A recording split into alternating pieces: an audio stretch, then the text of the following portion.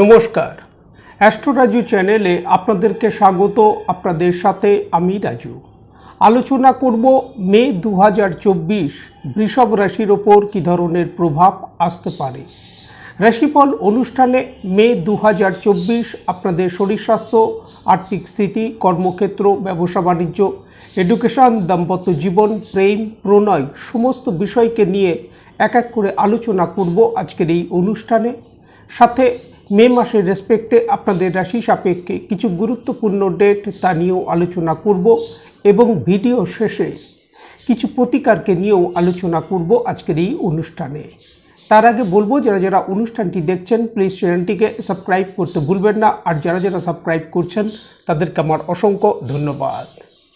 মে মাসের শুরুতে আপনাদের রাশি সাপেক্ষে গ্রহেদের যে অবস্থান থাকতে দেখা যাচ্ছে, রাশির অধিপতি শুক্রকে গোচরে দ্বাদশভাবে মেষ রাশিতে রবির সাথে অবস্থান করতে দেখা যাচ্ছে। পয়লা মে থেকেই বৃহস্পতিকে রাশির ফার্স্ট হাউসে অবস্থান করতে দেখা যাচ্ছে। পঞ্চমভাবে কেতুকে কন্যা রাশিতে অবস্থান করতে দেখা যাচ্ছে। দশমভাবে শনিদেবকে স্বক্ষেত্রস্থ হয়ে কুম্ভ রাশিতে শশ নামক পঞ্চমহাপুরুষ রাজযোগ তৈরি করে অবস্থান করতে দেখা যাচ্ছে। একাদশভাবে মীন রাশিতে মঙ্গল, রাহু এবং বুধকে অবস্থান করতে দেখা যাচ্ছে। 14ই মে রবি গোচরে মেষ রাশি থেকে আপনাদের রাশির ফার্স্ট হাউস বৃষভ রাশিতে প্রবেশ করবে। 19শে মে রাশির অধিপতি শুক্র গোচরে মেষ রাশি থেকে রাশির ফার্স্ট হাউস তার স্বরাশি প্রবেশ করবে। মালব্য নামক পঞ্চমহাপুরুষ রাজযোগ তৈরি হবে। 10ই মে বুধ গোচরে মীন রাশি থেকে মেষ রাশিতে প্রবেশ করবে। পয়লা মে থেকেই বৃহস্পতিকে আপনাদের রাশির ফার্স্ট হাউসে অবস্থান করতে দেখা যাবে। সৌরমণ্ডলে মে মাসে গ্রহেদের এই যে গোচরগত অবস্থান তৈরি হতে দেখা যাচ্ছে, তার উপর ভিত্তি করে এই আলোচনা, যার কিছু কিছু প্রভাব আপনাদের রাশির ওপর আসতে দেখা যেতে পারে। প্রথমে শরীর স্বাস্থ্যকে নিয়ে আলোচনা করব। রাশির অধিপতি শুক্রকে গোচরে 19শে মের আগে পর্যন্ত দ্বাদশভাবে অর্থাৎ ব্যয়ভাবে দুস্থানভাবে তাকে অবস্থান করতে দেখা যাবে। পয়লা মে থেকেই রাশির ফার্স্ট হাউসে অষ্টম ভাবের অধিপতি হিসাবে বৃহস্পতিকে অবস্থান করতে দেখা যাবে। বৃহস্পতি অষ্টম ভাবের অধিপতি হবার কারণে এই সময় শরীর স্বাস্থ্যের ওপর কিছুটা খেয়াল রাখা উচিত। এই সময় পেটের সমস্যা, গ্যাস, অ্যাসিডিটি, লিভার সংক্রান্ত সমস্যা, cholesterol, diabetics, skin related problem কিছু কিছু ক্ষেত্রে আসতে দেখা যেতে পারে। 19শে মে রাশির অধিপতি শুক্র গোচরে রাশির ফার্স্ট হাউসে প্রবেশ করবে। মালব্য নামক পঞ্চমহাপুরুষ রাজযোগ তৈরি হবে। জাতকের সমাজে মান, যশ, প্রতিষ্ঠা এগুলো এই সময় বৃদ্ধি পেতে দেখা যাবে। সাথে সাথে সমস্ত কাজকর্মের ক্ষেত্রে সফলতা প্রাপ্তির যথেষ্ট সম্ভাবনা দেখা যায়। মঙ্গলের দৃষ্টি থাকবে ষষ্ঠ ভাবের ওপর, যার কারণে শত্রুদের এই সময় পরাজিত হতে দেখা যাবে। লিগাল সংক্রান্ত বিষয়ে কোনো সমস্যা থেকে থাকলে তা থেকে লাভ প্রাপ্তির যথেষ্ট সম্ভাবনা দেখা যায়।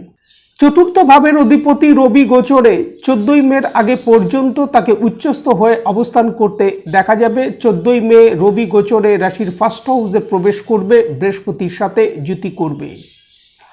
ভূমি, বাহন, প্রপার্টি ক্রয়ের অনুকূল যোগ তৈরি হতে দেখা যাচ্ছে। সুতরাং দীর্ঘদিন ধরে যাদের এই বিষয়ে কোনো পরিকল্পনা নেওয়া আছে, এই সময় প্রচেষ্টা করলে তা থেকে লাভ প্রাপ্তির সম্ভাবনা দেখা যায়।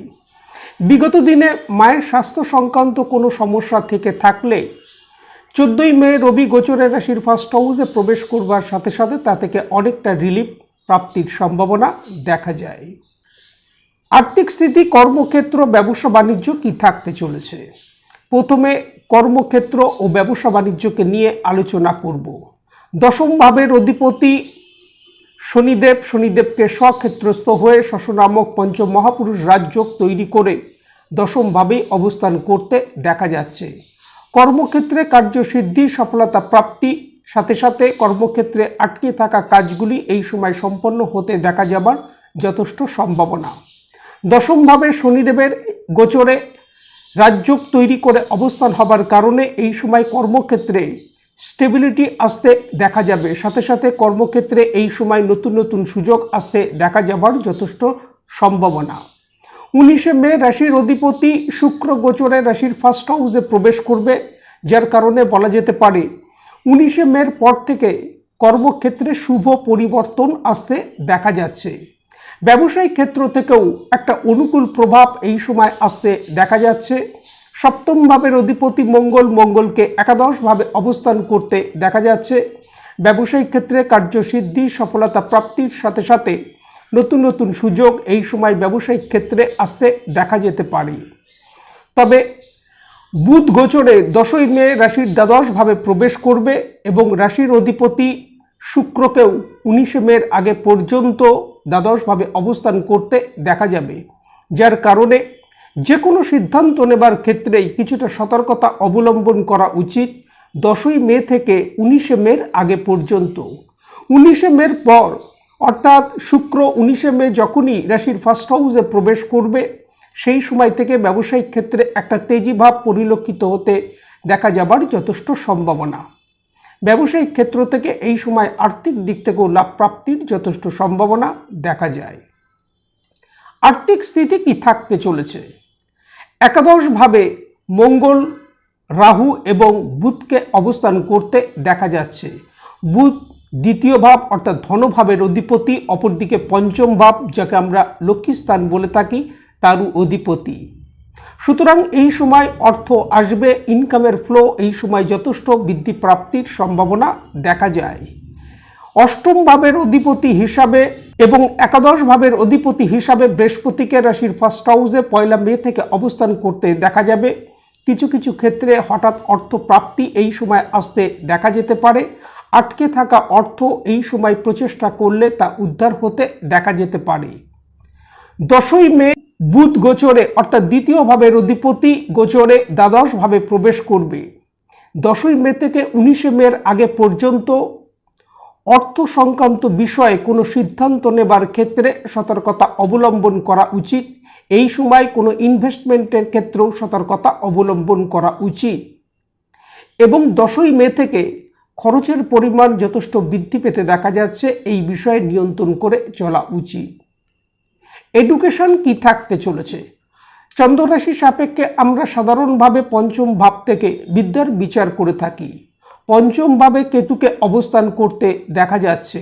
পঞ্চম ভাবের অধিপতি বুধকে গোচরে 10ই মের আগে পর্যন্ত একাদশভাবে অবস্থান করতে দেখা যাচ্ছে। একাদশভাবে বুধ অবস্থান করার কারণে তার দৃষ্টি থাকবে পঞ্চম ভাবের ওপর, তার স্বরাশি কন্যা রাশির ওপর এবং 1 মে থেকে বৃহস্পতিরও দৃষ্টি থাকবে পঞ্চম ভাবের ওপর। 10ই মের আগে পর্যন্ত বিদ্যাক্ষেত্রে অগ্রগতি, সাফল্য আসতে দেখা যাচ্ছে। এই সময় কোনো এক্সাম থাকলে তা থেকে যথেষ্ট লাভ প্রাপ্তি সম্ভাবনা দেখা যায়। 10ই মে পঞ্চম ভাবের অধিপতি বুধ গোচরে দ্বাদশভাবে প্রবেশ করবে।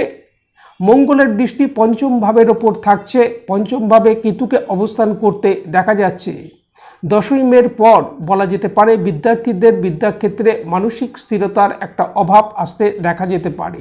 সুতরাং এই সময় অর্থাৎ 10ই মের পর থেকে বিদ্যাক্ষেত্রে ফোকাস বৃদ্ধি করা উচিত। দাম্পত্য জীবন কি থাকতে চলেছে? সপ্তম ভাবের অধিপতি মঙ্গলকে গোচরে একাদশভাবে অবস্থান করতে দেখা যাচ্ছে। সপ্তম ভাবের ওপর 1 মে থেকে বৃহস্পতির যেমন দৃষ্টি থাকছে, সাথে সাথে শনিদেবেরও দৃষ্টি থাকছে সপ্তম ভাবের ওপর, যার কারণে দাম্পত্য জীবন থেকে একটা স্বাভাবিক রেজাল্ট এই সময় আসতে দেখা যাচ্ছে। 1 মে থেকে বৃহস্পতির দৃষ্টি সপ্তম ভাবের ওপর থাকার কারণে বিগত দিনে দাম্পত্য জীবনে কোনো সমস্যা থেকে থাকলে তা থেকে রিলিফ আসতে দেখা যাবার যথেষ্ট সম্ভাবনা। বৃষভ রাশির যে সকল জাতক জাতিকাদের বিবাহের জন্য কোনো সম্বন্ধ চলছে, এই সময় সেই সকল সম্বন্ধ স্থির হবার যথেষ্ট সম্ভাবনা দেখা যায়। তবে 14ই মে রবি গোচরে রাশির ফার্স্ট হাউসে প্রবেশ করবে। সেই সময় থেকে রবির দৃষ্টি থাকবে সপ্তম ভাবের ওপর। দাম্পত্য জীবনে 14ই মের পর থেকে আর্গুমেন্ট, ইগো ক্লাশেস এগুলো বৃদ্ধি পেতে দেখা যেতে পারে। 14ই মের পর থেকে দাম্পত্য জীবনে কিছুটা কম্প্রোমাইজ করে চলা উচিত। প্রেম প্রণয়কে নিয়ে বলবো, পঞ্চম ভাবে কেতুকে অবস্থান করতে দেখা যাচ্ছে এবং মঙ্গলের দৃষ্টি থাকছে পঞ্চম ভাবের ওপর, কেতুর ওপর। পঞ্চম ভাবের অধিপতি বুধকে 10ই মে থেকে দ্বাদশ ভাবে অবস্থান করতে দেখা যাচ্ছে। প্রেম প্রণয়ের ক্ষেত্রে এই সময় ছোট ছোট বিষয়ে আর্গুমেন্ট, বিনা কারণে ইগো ক্লাশেস এগুলো বৃদ্ধি পেতে দেখা যেতে পারে। এই বিষয়ে কেয়ারফুল থাকা উচিত, কিছুটা অ্যাডজাস্ট করে চলা উচিত এই সময়। ভাগ্য কি থাকতে চলেছে? 1 মে থেকে বৃহস্পতির নবম দৃষ্টি থাকবে আপনাদের রাশির ভাগ্য ভাবের ওপর, অর্থাৎ বৃহস্পতির দৃষ্টি থাকবে তার নিচ রাশি মকর রাশির ওপর। সুতরাং এই সময় ভাগ্যের ওপর বিশেষ নির্ভর না করে জাতক তার পরাক্রম দ্বারা যদি সমস্ত কাজকর্মের ক্ষেত্রে এগিয়ে যায়, সেক্ষেত্রে যথেষ্ট সাফল্য প্রাপ্তির সম্ভাবনা দেখা যায়। পিতার স্বাস্থ্যের বিষয়ে কিছুটা এই সময় খেয়াল রাখা উচিত। মে মাসের রেসপেক্টে যে কোনো কাজকর্মের ক্ষেত্রে গুরুত্বপূর্ণ সিদ্ধান্ত নেবার ব্যাপারে মে মাসের 7 তারিখ, 11 তারিখ, 16 তারিখ, 17 তারিখ, 25 তারিখ ও 26 তারিখ সতর্কতা অবলম্বন করা উচিত। যে কোনো সিদ্ধান্ত নেবার ক্ষেত্রেই কিছুটা সাবধানতা এই সময় অবলম্বন করা উচিত। সাথে এই ডেটগুলির ক্ষেত্রে যে কোনো ধরনের তর্ক বিতর্ক থেকে নিজেদেরকে দূরে রাখা উচিত। এই সময় প্রত্যহ যদি দুর্গা চালিসা পাঠ করা যায়, তা থেকে যথেষ্ট লাভ প্রাপ্তির সম্ভাবনা। আজ এই পর্যন্ত, নমস্কার।